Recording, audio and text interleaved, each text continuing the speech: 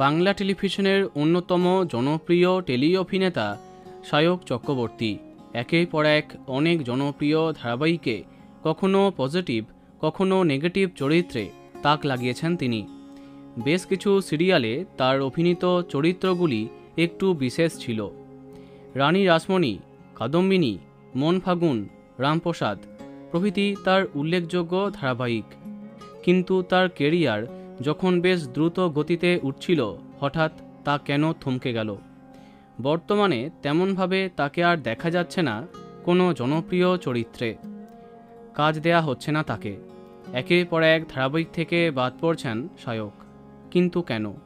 অভিনেতা ছাড়াও তিনি বর্তমানে জনপ্রিয় ইউটিউবার। তার পরিবারের সকলেও খুব জনপ্রিয়। মাঝে মাঝেই তার ভিডিওতে তাদের দেখা মেলে।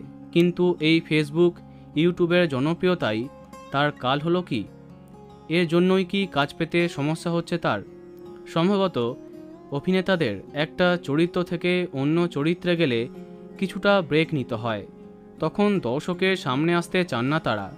এটাই নাকি টেলিপাড়ার নিয়ম। যাই হোক, এবার এক সাক্ষাৎকারে মুখ খুলেছেন সায়ক। ক্ষোভ প্রকাশ করে তিনি জানান, অনেক ইউটিউবারকে এখন সিরিয়ালে নেওয়া হচ্ছে। আমার ক্ষেত্রে অসুবিধা কি আমি বুঝি না। যদিও আর বেশি কিছু জানা যায়নি সেই প্রতিবেদনে। আমরা আশা করব আপনি যেন খুব দ্রুতই কামব্যাক করেন।